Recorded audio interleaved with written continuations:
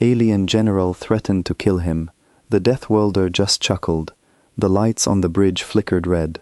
Alarms screamed through every corridor of the small human scout ship.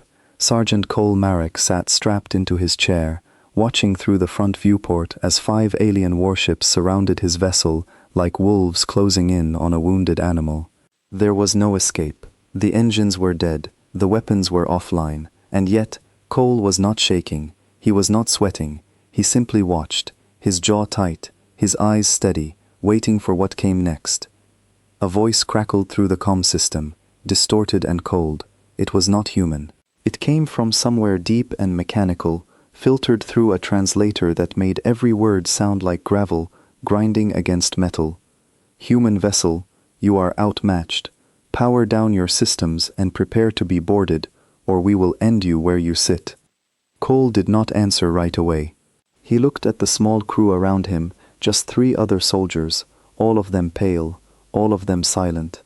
Corporal Dean Ashford sat beside him, hands hovering over a console that no longer worked. Behind them, Engineer Nora Bishop pressed her back against the wall, eyes wide, watching the viewport as more shapes emerged from the darkness of space.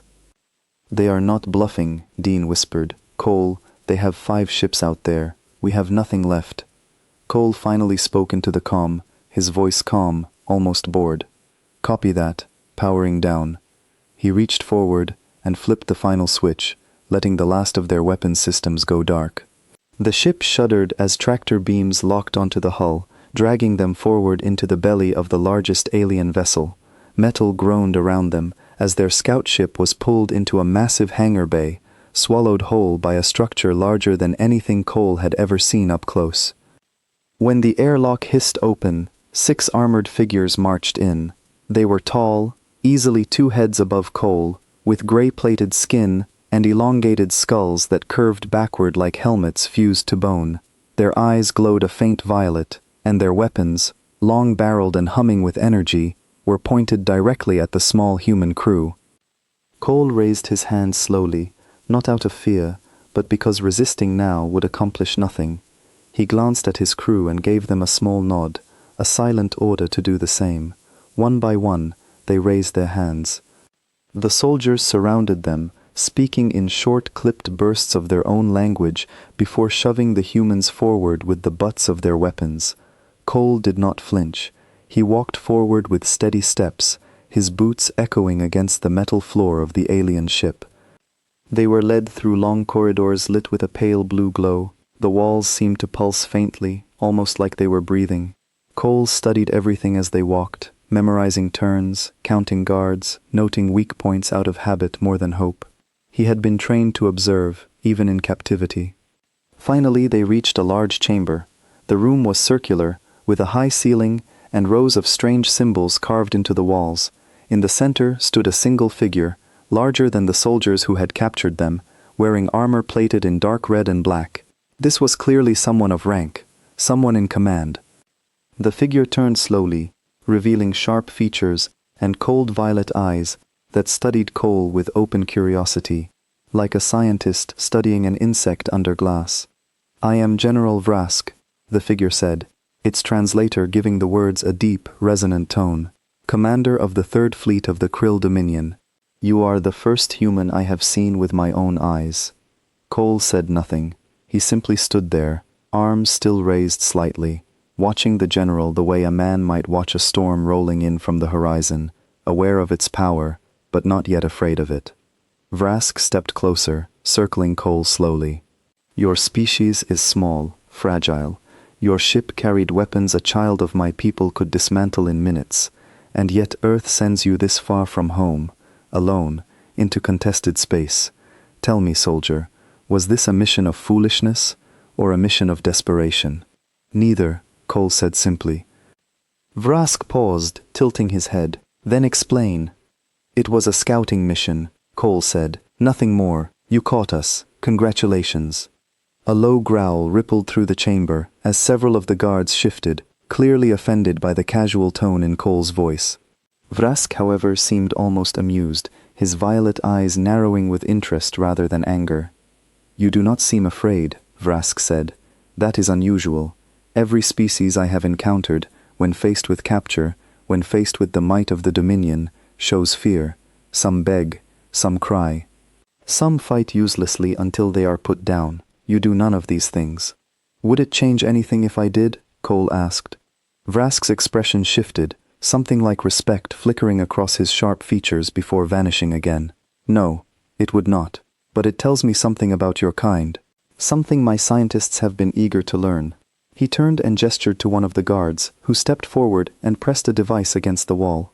A holographic display flickered to life, showing a star map with a small blue marker in the corner, far removed from the rest of the galaxy. This is your homeworld, Vrask said. Earth, a small planet, tucked away in a quiet corner of the galaxy, ignored by every major power for centuries, because your species showed no signs of advanced technology, no signs of expansion, nothing worth noticing. And yet, in the past decade, human ships have begun appearing at the edges of contested territory. Small ships, weak ships, but present nonetheless. Cole remained silent, listening. I want to know why, Vrask continued, stepping closer once more. I want to know what drives a species so far behind in technology to push into space controlled by empires that could erase your entire civilization with a single fleet. Tell me, soldier, and I may consider mercy for you and your crew. Cole glanced at his companions. Dean's hands were trembling slightly at his sides. Nora's breathing had grown shallow and quick. The fourth member of their crew, a young technician named Ellis Grant, was staring at the floor, his face pale as chalk. Cole looked back at Vrask. You want to know why we're out here? Yes. Curiosity, Cole said. That's it. That's the whole answer. Vrask's eyes narrowed. Curiosity does not explain risking annihilation. You don't understand humans very well, do you? Cole said, and for the first time, the corner of his mouth twitched upward, not quite a smile, but close to one. The chamber fell silent. Several of the guards exchanged uneasy glances, unsure how to react to a prisoner speaking so freely to their general. Vrask's jaw tightened, the first visible sign of irritation cracking through his composed exterior. You test my patience, Vrask said, his voice dropping lower. I offered you a chance to speak honestly, and you respond with jokes. I'm being honest, Cole said. You just don't like the answer. Vrask stepped back, folding his arms behind him as he paced slowly around the chamber. Let me be clear about your situation, soldier. You and your crew are prisoners of the Krill Dominion. Your ship carries no weapons capable of harming us. Your planet, from what my scouts have observed, possesses no fleet capable of standing against even a single one of our warships. You are, in every sense that matters, defenseless. He stopped in front of Cole again, leaning down slightly to meet his eyes directly. I could end your life right now, and nothing would happen. No retaliation, no consequence. Your Earth would not even know how you died, only that you never returned. The threat hung heavy in the air. Dean's breath caught. Nora's eyes filled with tears she fought to hold back. Ellis let out a small, choked sound of fear. Cole, however, chuckled. It was not loud. It was not dramatic. It was a short, quiet laugh, almost to himself, but it echoed through the silent chamber like a gunshot. Every guard in the room tensed. Vrask straightened, his violet eyes flashing with something between confusion and anger. You find this amusing? Vrask asked, his voice dangerously quiet now. A little, Cole admitted. I have just told you that I hold your life in my hands, and you laugh? Cole met his gaze without hesitation. General, you don't understand what you just said. You think you're threatening me, but you just told me something a lot more interesting. Vrask's eyes narrowed further. And what is that? You said Earth wouldn't know how I died, Cole said, only that I never returned. Yes. You have no idea what that means to my people, Cole said, his voice steady, almost gentle now, like a teacher explaining something simple to a confused student. You think silence is safety. You think the absence of an answer means the absence of a response. But you're wrong, General, and you're about to find out just how wrong.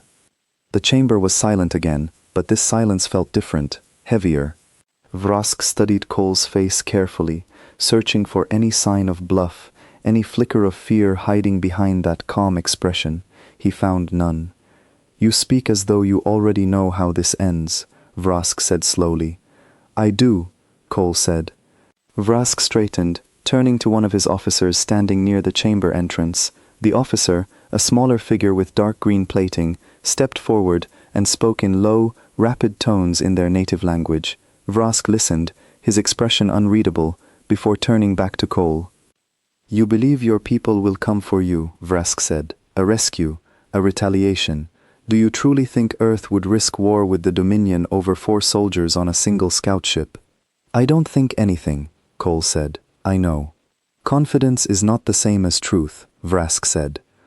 "No," Cole agreed, "but it's a good start." Vrask turned away, pacing again, clearly unsettled despite his attempt to hide it. The other guards in the room watched their general carefully, sensing the shift in mood but unsure of its cause. Cole's crew watched him too, confusion and fear mixing on their faces. They had never seen him speak this way, never seen him this calm in the face of death. "Cole," Nora whispered, her voice trembling. "What are you doing?" Cole did not look at her. He kept his eyes on Vrask, just telling the truth. Vrask stopped pacing and turned back to face them, his patience clearly wearing thin. "Enough games.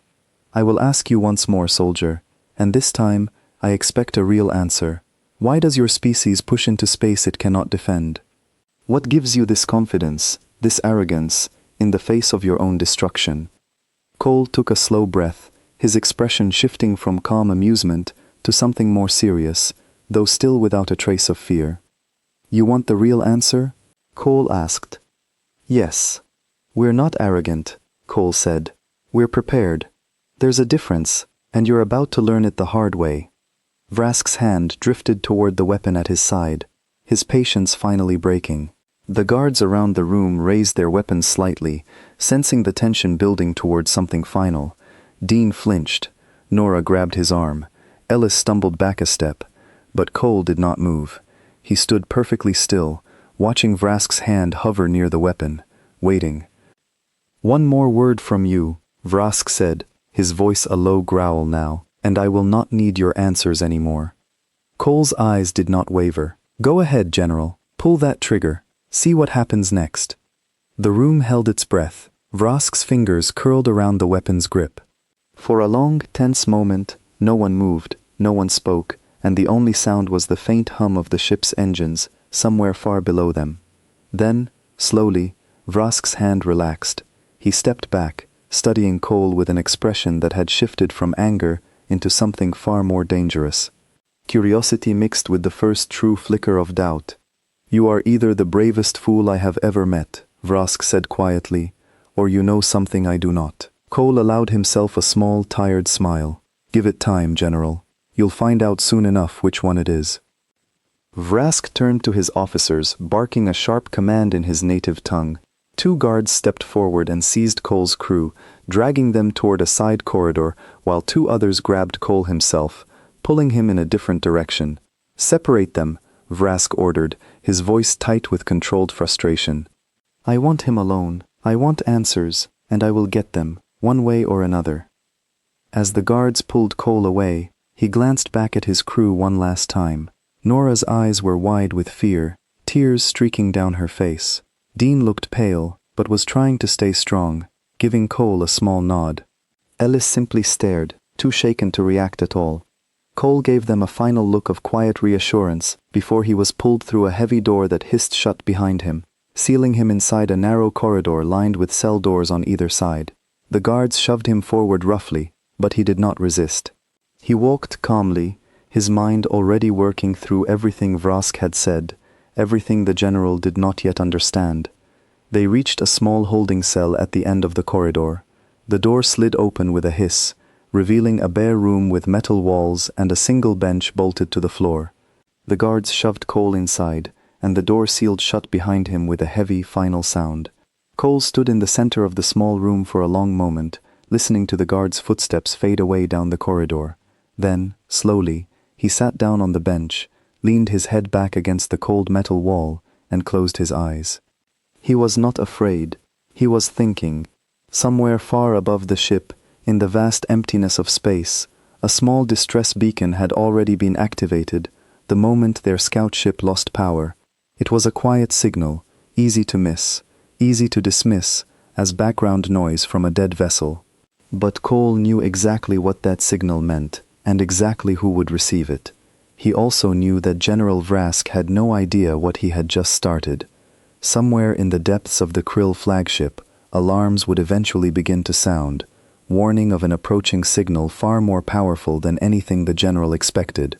But for now, the ship sailed on in silence, unaware that the countdown had already begun.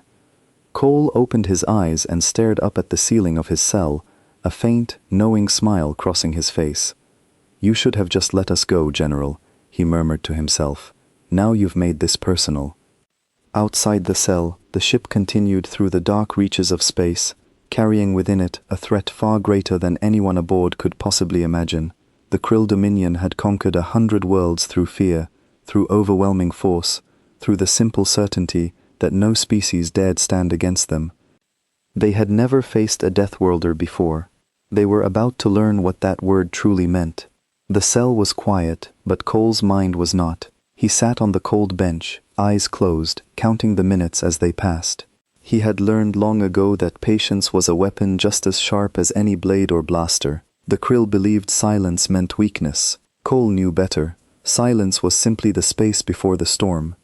Hours passed before the door to his cell hissed open again. 2 guards stood in the entrance, their violet eyes glowing faintly in the dim light of the corridor. Behind them stood a smaller figure, thinner than the soldiers, dressed in a long grey coat instead of armor. This one carried a datapad instead of a weapon, and its eyes studied Cole with clinical interest rather than hostility. "Stand," one of the guards ordered, his translator crackling with static. Cole rose slowly, stretching his arms as if he had simply woken from a nap, rather than being held prisoner on an alien warship. The guards grabbed him by the arms and pulled him out of the cell, leading him down a different corridor than before. The thinner figure in the grey coat followed close behind, tapping notes into the datapad as they walked. "You are curious about me," Cole said, glancing back at the figure. "You're not a soldier." The figure did not answer at first, simply continuing to tap on the datapad. Finally, it spoke, its voice softer than the guards, though still filtered through the same harsh translator. "I am Dr. Kessa Vren, lead xenobiologist of this vessel. I study new species we encounter. You are unusual." "I get that a lot," Cole said. Kessa studied him for a moment longer before gesturing for the guards to continue leading him forward. They walked through several more corridors before arriving at a large laboratory filled with strange equipment, scanning devices, and tables lined with instruments Cole did not recognize. The guards forced him onto one of the tables, strapping his wrists and ankles down with thick metal restraints. Cole did not resist. He simply lay back, watching the ceiling, waiting. "This will not hurt," Kessa said, stepping closer with a small scanning device in her hand. "I only wish to understand your biology. Your species is a mystery to us. Your planet was overlooked for centuries because it showed no signs of significant threat. And yet, here you are, calm in the face of captivity, unafraid of death. I want to know why." "You're studying the wrong thing," Cole said. Kessa paused, tilting her head. "Explain." "You're looking at my body," Cole said. "Scanning my blood, my bones, my organs. But that's not where the answer is." "Then where is it?" Cole gave a small shrug, as much as the restraints would allow. "You'll figure it out eventually. Everyone does, usually right before it's too late." Kessa's eyes narrowed slightly, but she said nothing more, instead beginning her scans in silence.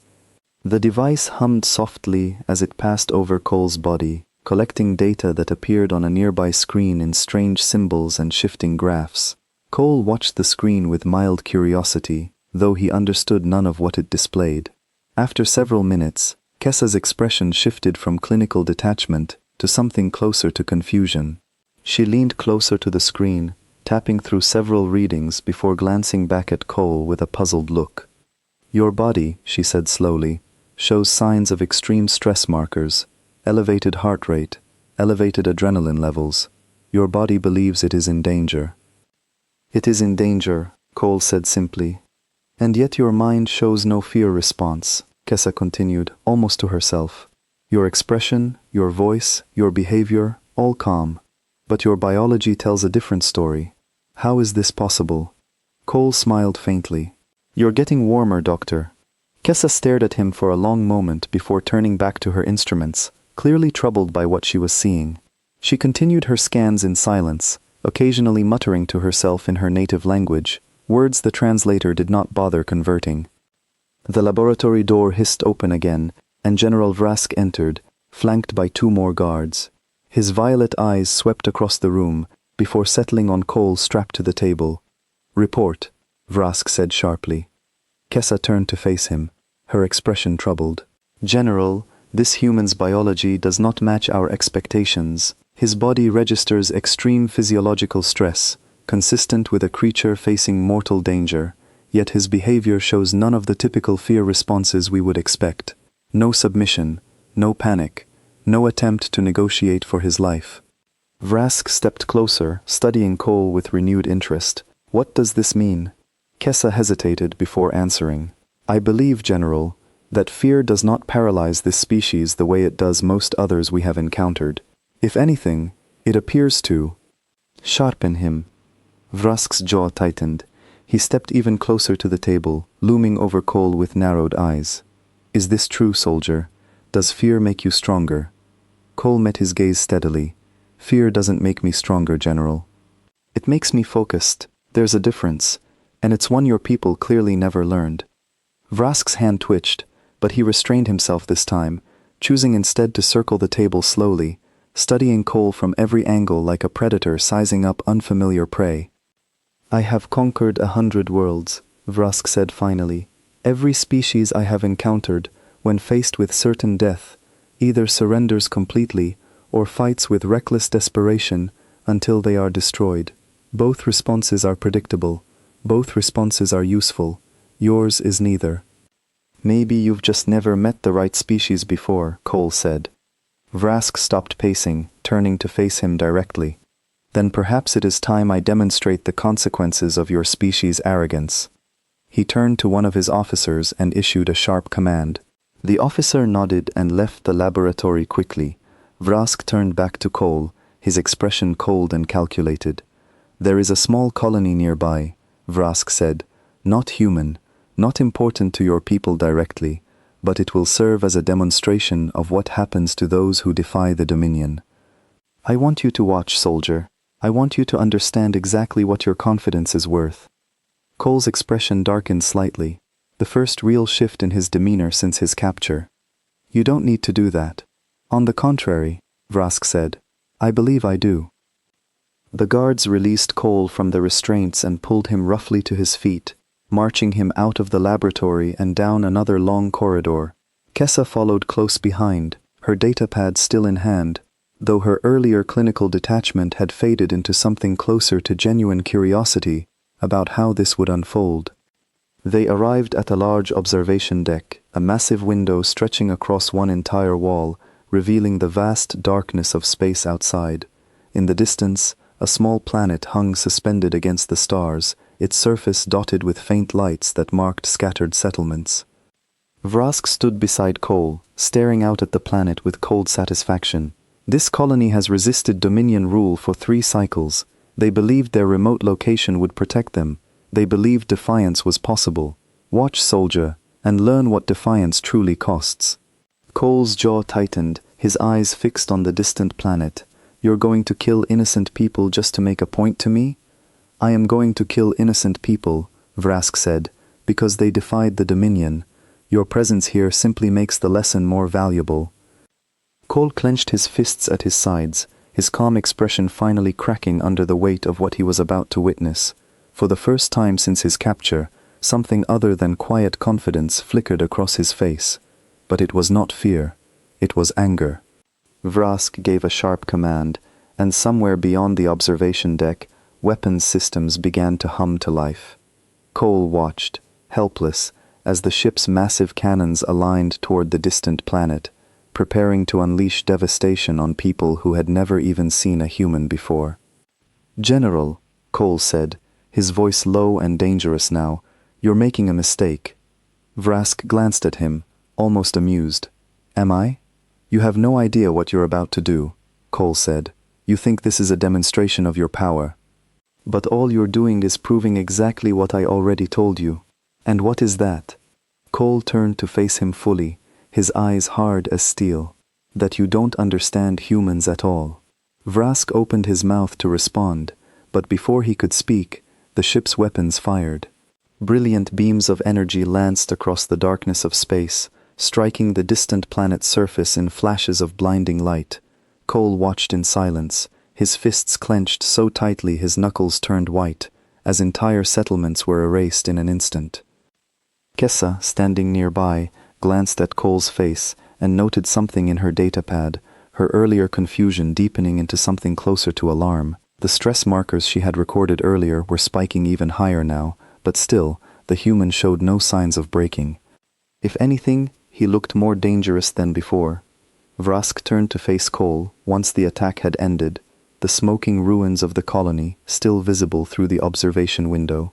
"There," Vrask said, "now you understand the cost of defiance." Cole slowly unclenched his fists, taking a long, steady breath before meeting Vrask's gaze once more. When he spoke, his voice was quiet, controlled, but carried a weight that made even the guards nearby shift uncomfortably. "You just made a very big mistake, General."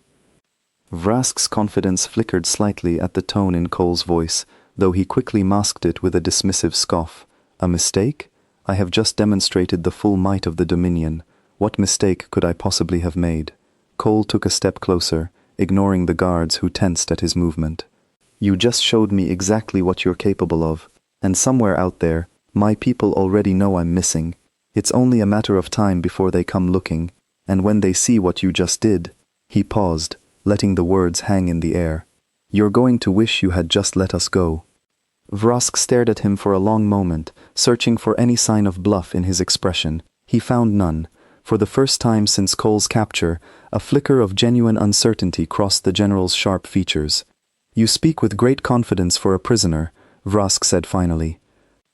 "I speak with confidence," Cole said, "because I know something you don't." "And what is that?" Cole's expression turned grim, his eyes reflecting the fading light of the destroyed colony, still visible through the window behind them. "Humans don't send rescue missions, General. Not for one soldier, not for four." He paused, letting his words settle before continuing. "We send retrieval protocols, and once one begins, it doesn't stop until everything standing between us and our people is gone." The observation deck fell silent. Even the guards, trained to remain stoic in the presence of their general, exchanged uneasy glances. Kessa's hand trembled slightly as she continued recording notes, her scientific curiosity now tangled with something far closer to genuine fear. Vrask studied Cole for a long moment, his violet eyes narrowing as he tried to determine whether this was simply desperate bravado or something far more dangerous. "You truly believe your people will come," Vrask said slowly. "I don't believe it," Cole said. "I know it. The only question now, General, is whether you'll be ready when they do." Vrask turned away, staring back out at the smoking ruins of the destroyed colony, his expression unreadable. For the first time since capturing the small human scout ship, doubt had begun to creep into his mind, a small, uncomfortable seed that refused to be dismissed. He had conquered 100 worlds through fear and overwhelming force. He had never once encountered a species that responded to devastation not with despair, but with quiet, controlled certainty. Somewhere deep within him, though he would never admit it aloud, General Vrask began to wonder if he had made a terrible mistake. Far beyond the ship, in the vast emptiness of space, a distress signal continued its silent journey across the stars, carrying with it a message that would soon reach ears far more dangerous than General Vrask could possibly imagine. The countdown had already begun. Dr. Kesavren had studied hundreds of species during her long career aboard krill warships. She had documented the biology of creatures with 6 limbs, creatures that breathed liquid instead of air, creatures whose entire bodies could shift shape to match their surroundings. She believed she had seen everything the galaxy had to offer. Sergeant Cole Marek proved her wrong within the first hour of proper study. He was taken back to the laboratory after the destruction of the colony, strapped once again to the metal table, though this time Kessa approached her work with far more caution. The confidence in Cole's voice on the observation deck had unsettled her more than she wanted to admit, and she found herself glancing at the restraints more than once, checking that they were secure. "I want to try something different," Kessa said, mostly to herself as she prepared a new set of instruments. Standard interrogation methods rely on breaking the subject's will through controlled stress, sensory deprivation, pain thresholds, isolation. These techniques have worked on every species catalogued in Dominion records. "Good luck," Cole said, watching her work with mild interest. Kessa activated a small device and pressed it against Cole's temple. Immediately, the room around him seemed to dim, sound fading into a dull hum as the device began interfering with his senses. Most creatures, according to Dominion records, experienced significant psychological distress within minutes of sensory deprivation, often revealing valuable information simply to escape the disorientation. Cole closed his eyes and exhaled slowly. 10 minutes passed. Then 20. Kessa monitored his vital signs carefully, watching for the expected spikes in stress hormones that typically preceded a psychological break. Instead, she watched something entirely different unfold on her screen. Cole's heart rate slowed. His breathing evened out. If anything, his body appeared to be settling into a state of calm rather than escalating toward panic. "This is not possible," Kessa muttered, adjusting the device's intensity higher. Still, Cole's readings remained steady, almost meditative. She increased the intensity once more, pushing the device to levels that should have caused significant distress in nearly any known species. Cole opened one eye and glanced at her. "You're wasting your time, Doctor." Kessa stepped back, staring at her equipment in disbelief. She had personally used this device on prisoners from a dozen different species, and never once had she encountered a subject who remained calm under its effects. She deactivated the device and set it aside, moving instead to a different table lined with sharper instruments. "Pain response, then," she said, though her voice carried less confidence than before. "You really don't want to do that," Cole said, though his tone remained calm rather than pleading.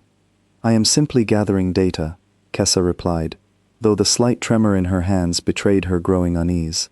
She selected a small instrument and pressed it lightly against Cole's forearm. A brief pulse of concentrated energy passed through the device, designed to trigger significant discomfort in most known species. Cole's jaw tightened for a brief moment, a flicker of tension crossing his face, but it passed almost as quickly as it appeared. His breathing remained steady. His eyes remained focused on Kessa, watching her reaction more than reacting himself. "Interesting," Cole said, his voice slightly strained but still remarkably composed. "That actually hurt a little. You're getting warmer." Kessa stared at him, stunned. According to Dominion medical records, that level of stimulation should have caused significant visible distress in nearly any species catalogued across 100 conquered worlds. Instead, the human before her had simply acknowledged the discomfort and moved on, as though it were nothing more than a minor inconvenience. She set the instrument down slowly, her hands trembling now for an entirely different reason. Fear, not of Cole himself, but of what his resilience might mean for everything she thought she understood about vulnerable, primitive species. "Your species," she said slowly, almost to herself, "does not fear pain the way others do." "We fear it," Cole said. "We just don't let it control us. There's a difference." Kessa turned away from the table, pacing slowly across the laboratory as she tried to process what she was witnessing. She had read reports, ancient and mostly dismissed by Dominion scholars, of a distant species discovered centuries ago that displayed unusual resilience during first contact scouting missions. Those reports had been filed away, deemed unreliable, exaggerated by explorers eager for recognition. She was beginning to understand that those old reports had not been exaggerated at all.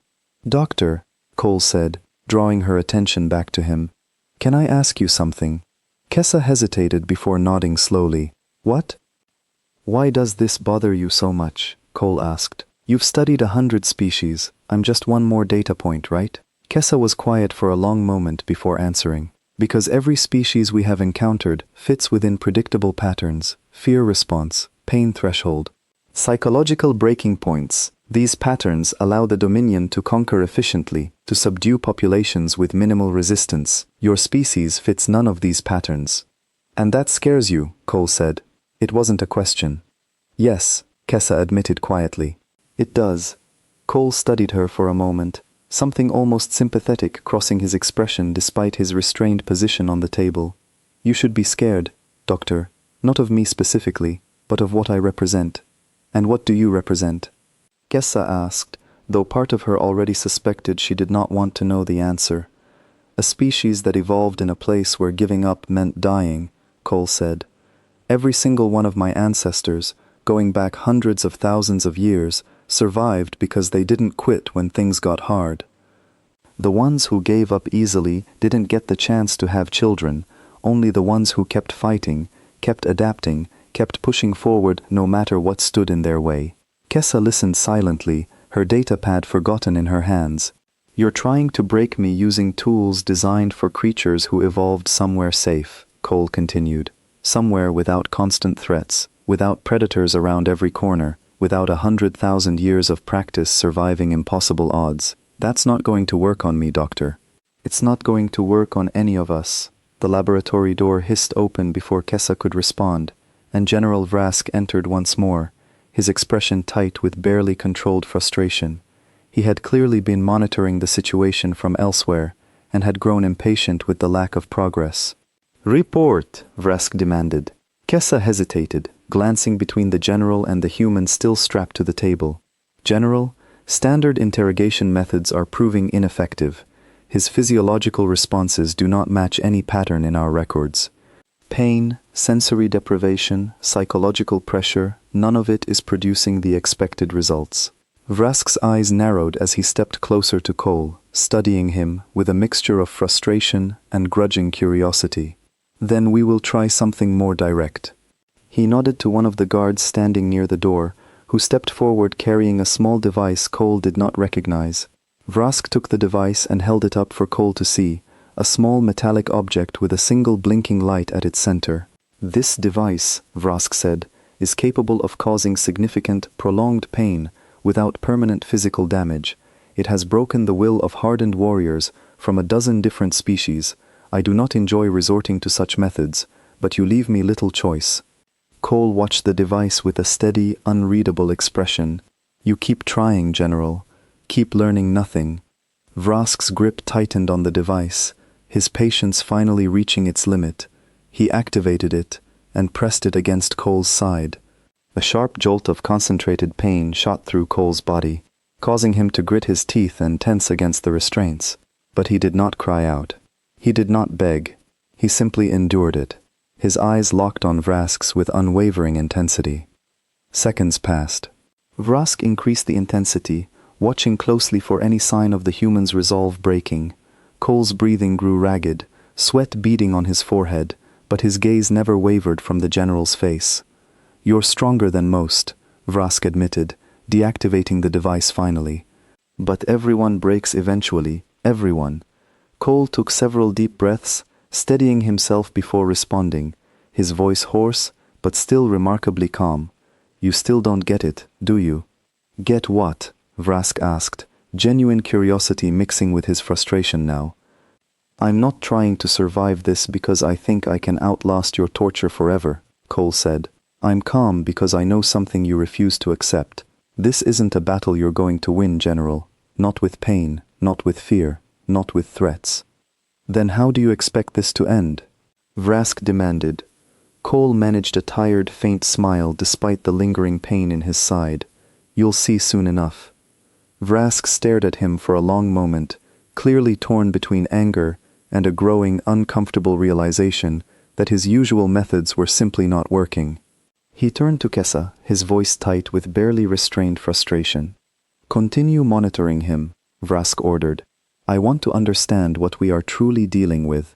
He turned and left the laboratory, without another word, his footsteps echoing down the corridor outside.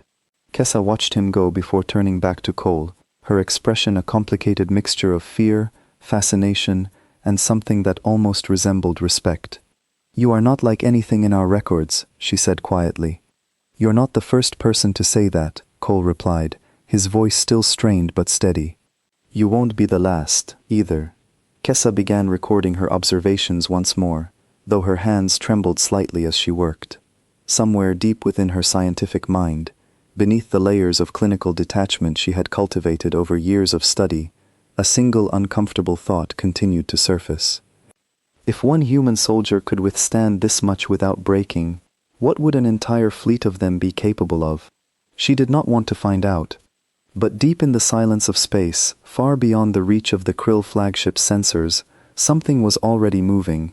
A single vessel, faster and more advanced than anything catalogued in Dominion records, had received the distress signal hours earlier and altered its course without hesitation. It was not sending a message asking for permission to respond. It was already on its way. Admiral Grant Wexler stood on the bridge of the Valkyrie, staring at the data scrolling across the main display. The distress signal from Cole Marrick's scout ship had arrived hours earlier, buried in a wash of static, but the automated systems aboard the Valkyrie had isolated it within minutes. The message itself was short, nothing more than a status code indicating loss of power and enemy contact, followed by coordinates deep within contested space. To anyone else, it might have looked like a simple malfunction report. To Grant, it was a call he could not ignore. "Confirm the coordinates," Grant said, his voice steady despite the tension building in his chest. "And get me a course plotted immediately." "Course plotted, sir," replied Lieutenant Priya Ashworth from her station near the front of the bridge. "Estimated arrival, 6 hours at current speed." "Increase speed," Grant said. "I want to be there in 3. Priya glanced up at him, hesitation flickering across her face. "Sir, pushing the engines that hard this far from a supply station carries risk. If something goes wrong out there—" "Something has already gone wrong out there," Grant interrupted, his tone firm but not unkind. 4 of our people are missing. Cole Marrick does not send distress signals unless the situation is serious." "Increase speed." Priya nodded and turned back to her console, relaying the order. Throughout the bridge, the crew moved with quiet, practiced efficiency, each person aware of the gravity of the situation without needing to be told twice. The Valkyrie's engines hummed louder as the ship surged forward, cutting through the darkness of space toward the coordinates buried within contested Krill territory. Grant walked slowly toward the front of the bridge, staring out at the stars stretching endlessly before them. He had known Cole Marrick for nearly a decade, had watched him grow from a nervous young recruit into one of the most capable soldiers in the fleet. If anyone could survive capture by a hostile force, it was Cole. But survival and rescue were 2 very different things. "Sir," came a voice from the communications station belonging to a young officer named Dane Whitlow, "we're picking up faint energy readings near the target coordinates. Multiple large signatures, consistent with a fleet formation." Grant's jaw tightened. "How many?" "At least 5, sir, possibly more hidden behind sensor interference." The bridge fell quiet for a moment as the crew absorbed this information. 5 enemy warships against a single vessel was not favorable odds by any conventional measure. Grant knew this. Every member of his crew knew this. And yet, not a single person on the bridge suggested turning back. "Options," Grant said simply, addressing the bridge as a whole. Priya spoke first. "We could attempt a stealth approach, sir. Use the interference to mask our arrival and extract our people quietly before engaging directly." "Too risky," said another officer, a tactical specialist named Ronan Voss. "If they detect us mid-extraction, we'll be caught in a crossfire with no room to maneuver. I recommend a direct approach. Hit them hard and fast before they have time to properly organize a defense." Grant considered both options carefully, weighing the risks against the reality of their situation. The Valkyrie was fast, faster than anything in the Krill fleet according to their intelligence reports, but speed alone would not be enough against 5 warships working in coordination. "We do both," Grant said finally. "Ronan, prep a direct assault vector. I want our weapon systems primed the moment we drop out of transit. Priya, the second we're in range, I want a tight beam signal sent directly to their flagship. No games, no negotiations, just a warning." "A warning, sir," Priya asked. They have 4 of our people, Grant said. I want them to understand exactly what continuing to hold them will cost. The bridge crew moved quickly to prepare, each person falling into their role with practiced precision. Grant remained standing near the front viewport, watching the stars blur slightly as the Valkyrie's engines pushed harder, cutting the estimated arrival time down even further. He thought of Cole, wherever he was aboard that enemy fleet, and allowed himself a small, grim smile. "Hang on a little longer, Sergeant," he murmured quietly. "We're coming." Meanwhile, aboard the Krill flagship, General Vrask stood in his private quarters, staring at a holographic display showing sensor data collected from the edges of his fleet's detection range. A single unidentified signature had appeared hours earlier, moving at a speed that defied every known human vessel in Dominion records. "Explain this," Vrask demanded, addressing the officer standing nearby, a tactical analyst named Orin Kess. "General, the signature matches no known Dominion or Allied vessel," Orin said, his voice carrying a note of unease. "Its speed exceeds anything in our current database for human technology by a significant margin." Vrask's eyes narrowed as he studied the projection. "Trajectory? Directly toward our position, General. At current speed, it will arrive within the hour." Vrask stared at the display for a long moment, his mind returning unwillingly to the calm, unshakable confidence in Cole Marrick's voice during their earlier confrontations. The human had spoken with such certainty about retaliation, about consequences, and Vrask had dismissed it as empty bravado from a desperate prisoner. Now, watching this unidentified vessel approach at impossible speeds, that dismissal felt increasingly foolish. "Prepare the fleet for potential engagement," Vrask ordered, his voice tight. "I want full weapons readiness within the hour." "General," Orin said hesitantly, "it is a single vessel. Our fleet alone should be more than sufficient to handle any threat it poses." Vrask turned to face him, his expression grim. "That is precisely what concerns me, Orin. The human soldier we captured spoke as though a single ship arriving would be enough to change everything. I do not intend to underestimate his confidence a second time." Orin nodded quickly, though uncertainty remained visible on his face as he moved to relay the orders throughout the fleet. Vrask remained standing alone in his quarters for a long moment, staring at the projection of the approaching vessel, a small, uncomfortable knot of doubt tightening in his chest. He made his way to the laboratory where Cole was being held, his footsteps echoing sharply against the metal floor as he walked. When he arrived, he found Cole still strapped to the table, though Kessa had stepped away momentarily to review her earlier findings on a nearby console. "Your rescue is coming," Vrask said without preamble, watching Cole's face closely for any reaction. Cole's expression shifted slightly, a flicker of genuine relief crossing his features before settling back into calm composure. "Took them long enough." "A single vessel," Vrask said, "against my entire fleet. Do you still believe this ends in your favor?" Cole met his gaze steadily. "You still haven't figured it out, have you?" "Figured out what?" Vrask demanded, his patience wearing thinner by the moment. "It's not about numbers, General," Cole said. "You keep thinking this is about how many ships, how many soldiers, how much firepower each side brings to the fight. That's not how humans measure a battle." "Then how do you measure it?" Vrask asked, genuine curiosity mixing with his growing unease. Cole's expression turned serious, all traces of his earlier amusement fading into something far more dangerous. "We measure it by how much we're willing to lose to win, and General, when it comes to protecting our own, there is no limit to what we're willing to lose." Vrask stared at him for a long moment, the weight of those words settling heavily in the silence of the laboratory. Somewhere deep within him, a growing sense of dread began to take root, one he could no longer dismiss as simple prisoner bravado. He turned and left the laboratory without another word, his mind racing as he made his way back toward the bridge. Behind him, Cole remained strapped to the table, a faint, knowing smile crossing his face as he listened to the sound of alarms beginning to echo faintly through the distant corridors of the ship. The Valkyrie had arrived. Vrask stormed onto the bridge of his flagship, his violet eyes immediately locking onto the massive tactical display dominating the center of the room. The single unidentified vessel had dropped out of transit exactly where predicted, now sitting motionless at the edge of sensor range, its outline sharp and clear against the backdrop of stars. "Status," Vrask barked, striding toward the display. "General, the vessel has not moved since arrival," reported Orin from his station. "No weapons activation detected. No communication attempts. It is simply waiting." Vrask studied the ship's outline carefully.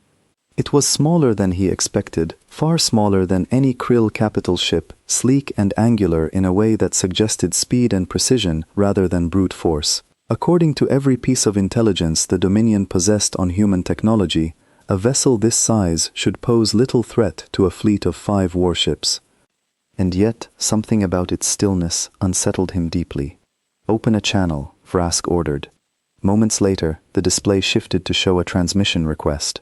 Vrask accepted it, and the image of a human male appeared, standing calmly on the bridge of the small vessel. He was older than Cole, his hair streaked with gray, his expression carrying the weight of quiet authority. "This is Admiral Grant Wexler, of the Earth Defense Fleet," the man said, his voice steady and measured. "You are holding 4 of my people. I am requesting their immediate release." Vrask straightened, allowing a small, cold smile to cross his features. "Admiral, you stand alone against 5 warships. I admire your courage, but courage alone will not secure your soldiers' release. Perhaps we can discuss terms." "There are no terms," Grant said simply. "Release my people, or we proceed to the alternative." Vrask's smile widened slightly, though uncertainty still lingered beneath his composed exterior. "And what alternative would that be, Admiral? You possess a single vessel, I possess an entire fleet. Explain to me how this ends in anything but your destruction." Grant's expression did not waver. "General, I'm not here to threaten you. I'm here to give you one final chance to avoid what happens next. My sergeant tried to warn you already, but I understand you didn't listen." Vrask's jaw tightened at the reminder of Cole's earlier words. Your sergeant spoke with confidence that exceeded his situation. "No," Grant said. "He spoke with confidence because he knows exactly what's coming. The question is whether you're ready for it." The transmission cut abruptly, leaving Vrask staring at the tactical display, his mind racing through the implications of what had just occurred. He turned to his officers, his voice tight with controlled urgency. "Full weapons readiness, now," he ordered. "All ships, prepare for immediate engagement." Throughout the fleet, alarms began to sound as crews scrambled to their stations, weapons systems powering up across all 5 warships. Vrask watched the tactical display closely, waiting for the small human vessel to make its move, half expecting it to attempt a desperate, doomed assault, or perhaps flee entirely now that its bluff had been called. Instead, the Valkyrie simply began to move forward, directly toward the heart of the Krill formation, its engines glowing brighter as it accelerated. "They're advancing," Orin reported, disbelief evident in his voice. "General, they're advancing directly into our formation." "Fire!" Vrask ordered without hesitation. The Krill fleet unleashed a devastating barrage of energy weapons, streaks of concentrated firepower lancing across the darkness of space toward the approaching vessel. Vrask watched, expecting to see the small ship torn apart within seconds. Instead, the Valkyrie moved with impossible precision, weaving through the barrage with maneuvers that defied every calculation his tactical officers had prepared. Shields flared briefly, where stray shots grazed its hull, but the ship pressed forward, undeterred, closing the distance rapidly. "Impossible," Orin whispered, staring at the display in stunned disbelief. The Valkyrie opened fire as it closed the distance, and Vrask watched in growing horror as its weapons, far more powerful than anything in Dominion intelligence reports, tore through the shields of the nearest Krill warship with terrifying efficiency. The vessel's hull buckled under the assault, secondary explosions rippling across its surface before it went dark entirely, drifting lifelessly among the stars. Their technology reports indicated. "General, our reports were wrong," Orin interrupted, panic creeping into his voice as he watched 2 more Krill vessels attempt to flank the Valkyrie, only to be met with the same devastating precision. "This ship is not fighting like anything in our records. It's not defending, it's not retreating, it's simply destroying everything in its path." Vrask stared at the display, watching as the small human vessel continued its relentless assault, ignoring the concentrated fire from the remaining krill ships as though the danger to itself was of no concern whatsoever. Every maneuver, every strike, was executed with a level of calculated aggression that Vrask had never encountered from any species in his long career of conquest. He finally understood, with a cold, sinking realization, exactly what Cole had been trying to warn him about. This was not a rescue mission driven by desperation. This was a demonstration of exactly what humanity was capable of when pushed too far. "General, orders?"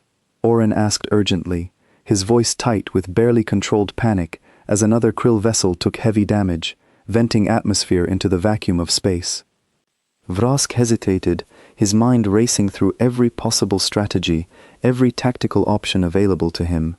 Retreat seemed the only rational choice, and yet retreating now, after everything he had built his reputation upon, felt like an admission of a truth he was not yet ready to accept. "Continue the assault," Vrask said finally, though his voice carried far less confidence than before. "We outnumber them still. Concentrate all remaining fire on their primary vessel." The remaining krill ships attempted to comply, coordinating their fire in a desperate effort to overwhelm the Valkyrie's shields through sheer volume. For a brief moment, it appeared as though the strategy might work, as the human vessel's shields flared brightly under the combined assault, energy crackling visibly across its hull. Then, impossibly, the Valkyrie's weapons fired again, striking with even greater precision than before, as though the ship's crew had simply adjusted their tactics mid-battle without hesitation or panic. Another krill vessel exploded into a brilliant flash of light, debris scattering across the darkness of space. Vrask watched, his hands clenched tightly at his sides, as his once overwhelming advantage crumbled before his eyes. "General," Oren said, his voice trembling now, "we are losing this engagement." Vrask said nothing, staring at the display in stunned silence as the battle continued to unfold in ways he had never anticipated, never prepared for, never even considered possible against a species he had dismissed as primitive and inconsequential just hours earlier. Somewhere deep in the ship's holding cells, Cole Marek smiled quietly to himself as the distant sounds of battle echoed faintly through the corridors, growing louder with each passing moment. The nightmare General Vrask had unknowingly awakened was only just beginning. The bridge of the krill flagship had descended into barely controlled chaos. Alarms blared from every station, red warning lights flashing across the tactical display as damage reports flooded in from across the fleet. Vrask stood frozen for a moment, watching the battle unfold with a growing sense of disbelief that threatened to overwhelm his years of military discipline. 3 of his 5 warships were already gone, reduced to drifting debris scattered across the void of space. The remaining 2 continued to fire desperately at the Valkyrie, though their coordinated barrages seemed to accomplish little against the human vessel's shields and evasive maneuvers. "General, incoming transmission from Admiral Wexler," Oren reported, his voice tight with barely controlled panic. Vrask hesitated only a moment before accepting the transmission. Grant Wexler's face appeared once more on the display, his expression calm despite the destruction visible in the background through his own ship's viewport. "General Vrask," Grant said, his voice steady and measured, carrying none of the anger or triumph Vrask might have expected. "You still have a chance to end this without further losses. Release my people, and we withdraw immediately. No further engagement necessary." Vrask stared at the display, his mind racing through the rapidly diminishing options available to him. 2 ships remained under his command, both already showing significant damage from the encounter. Continuing the fight seemed increasingly likely to end in total defeat. "You have made your point, Admiral," Vrask said finally, his voice tight with reluctant acknowledgement. "I will release your soldiers." "Good," Grant said simply. "I'll expect them transported to my ship within the next 10 minutes, unharmed." The transmission ended, and Vrask turned to his remaining officers, his expression grim as he issued the necessary orders. "Have the prisoners brought to the hangar bay immediately. Prepare them for transport." Oren nodded quickly, relaying the order through the ship's comm system. Vrask remained standing at the center of the bridge, staring out at the wreckage of his once proud fleet, a heavy weight settling over him as the reality of the situation sank in fully. He had underestimated an entire species, based on incomplete intelligence and centuries of dismissive assumptions. That underestimation had cost him dearly, and he suspected, as he stared out at the drifting wreckage beyond the viewport, that this was only the beginning of a much larger reckoning still to come. Down in the holding cells, guards arrived to release Cole and his crew, their earlier aggression replaced with a wary caution that had not existed before the battle began. Cole rose from the bench in his cell calmly, glancing at the nervous guard standing in the doorway. "Took you long enough," Cole said, a faint smile crossing his face as he stepped out into the corridor. The guard said nothing, simply gesturing for Cole to follow as they made their way toward the hangar bay, where Dean, Nora, and Ellis were already waiting, escorted by equally nervous guards.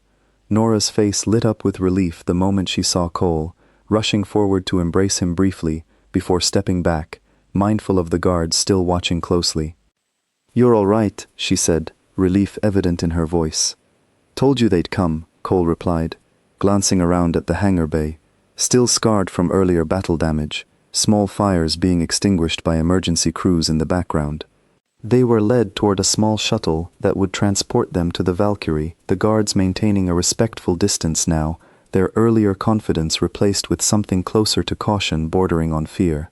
As Cole boarded the shuttle, he paused, glancing back toward the corridor where General Vrask now stood, having come personally to witness their departure.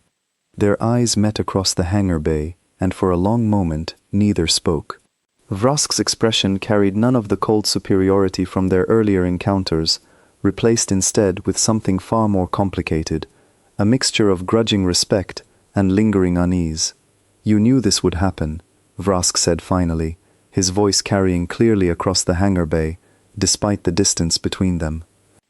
"I told you," Cole replied simply, "you just didn't listen." Vrask took a step closer, though he remained a respectful distance away, clearly still processing the magnitude of what had just occurred. "What are you, soldier? What is your species, truly?" Cole considered the question for a long moment before answering, his expression thoughtful rather than triumphant. "We're not special, General. We're not more advanced than you. Not stronger, not smarter in ways that matter most.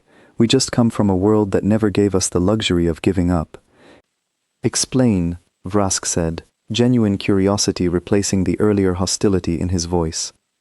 "Every world we know of that supports intelligent life eventually finds a way to make survival easier," Cole said. "Fewer predators, fewer disasters.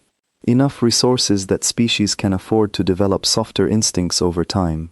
Earth never gave us that luxury. Every single advantage we have as a species was earned through struggle, through loss, through refusing to accept defeat even when defeat seemed inevitable." Vrask listened silently, absorbing every word carefully. "You called us primitive," Cole continued, "weak, insignificant, and in terms of raw technology, maybe you're not entirely wrong, not yet anyway. But you mistook our lack of advanced technology for a lack of resolve. That mistake nearly cost you everything today, General. And if you're not careful, it's a mistake that could cost the entire Dominion everything, eventually." Vrask's expression darkened slightly, though not with anger, with genuine, dawning understanding of the scale of the threat he had inadvertently provoked. "You are telling me this is only the beginning." "I'm telling you," Cole said, stepping fully into the shuttle now, "that you should choose your next actions very carefully. Leave us alone, and we'll leave you alone. Push us again, and you'll learn exactly how far we're willing to go to protect what's ours." The shuttle doors began to close, sealing Cole and his crew inside. Through the narrowing gap, Vrask caught one final glimpse of Cole's calm, steady expression, carrying no triumph, no cruelty, simply quiet, unwavering resolve. The shuttle detached from the hangar bay moments later, drifting away from the damaged Krill flagship before accelerating toward the waiting Valkyrie. Vrask remained standing in the hangar bay long after it had gone, staring out into the vast darkness of space, his mind replaying every moment of the encounter, searching for some way to make sense of what had just transpired. He had come into this encounter believing himself to hold every advantage. Superior technology, superior numbers, centuries of successful conquest behind him. He was leaving it with 3 destroyed warships, a damaged reputation, and a newfound, deeply unsettling respect for a species he had previously considered beneath his notice. Somewhere behind him, Orin approached cautiously, his expression carrying the same unease that had settled over the entire crew since the battle's conclusion. "General, what do we report to High Command?" Vrask was quiet for a long moment before answering, his gaze still fixed on the distant shape of the Valkyrie as it prepared to depart. "We report the truth, Orin, every uncomfortable detail of it. High Command needs to understand exactly what we encountered here today." "And what did we encounter, General?" Vrask turned finally, his expression grim and resolute. "A mistake, Orin. One I intend to ensure the rest of the Dominion never repeats." Aboard the Valkyrie, Cole sat quietly in the medical bay, while a young officer checked him over, confirming what he already knew, that beyond a few bruises and lingering soreness, he had come through the ordeal largely unharmed. Dean, Nora, and Ellis sat nearby, each of them processing the events of the past day in their own way, the earlier fear slowly giving way to exhausted relief. Admiral Grant Wexler entered the medical bay quietly, his expression softening slightly as he took in the sight of his soldiers, safe and accounted for. He crossed the room and stopped in front of Cole, studying him for a long moment before speaking. "You gave that general quite a lot to think about," Grant said, a faint smile tugging at the corner of his mouth. "He needed the education," Cole replied, managing a tired grin despite his exhaustion. "Figured someone had to teach him." Grant chuckled softly, shaking his head. "You could have just stayed quiet, Sergeant. Let us handle the negotiation without provoking an entire alien fleet in the process." "Would have been easier," Cole admitted. "But he needed to understand what he was dealing with before things got worse. Better he learns it from words than from watching his whole fleet get taken apart without warning." Grant's expression grew more serious as he considered this. "You think this changes anything? Long term, I mean. The Dominion has conquered 100 worlds. One battle isn't going to make them reconsider everything they believe about their own power." Cole was quiet for a moment, considering the question carefully before answering. "No, probably not right away, but word travels, Admiral. Somewhere out there, other commanders are going to hear about what happened today, and the next time they think about testing us, they're going to remember exactly how badly it went for General Vrask." Grant nodded slowly, accepting the wisdom in Cole's words even as the weight of what lay ahead settled heavily over him. "Command is going to want a full report on everything that happened, every detail, every observation. This could change how we approach contact with hostile species going forward." "I'll give you everything I've got," Cole said. "Though honestly, I think the most important part isn't anything I observed about their technology or their tactics." "Then what is it?"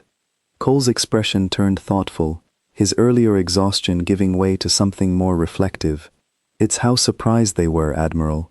Not by our weapons, not by our ships, by us. By the fact that threatening us didn't work the way it worked on every other species they've conquered."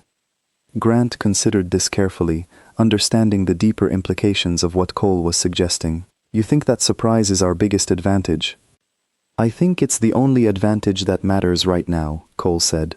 "We're behind in technology, we're behind in numbers, but we've got something they've never encountered before, and until they figure out how to counter that, we've got room to grow, to catch up, to prepare for whatever comes next."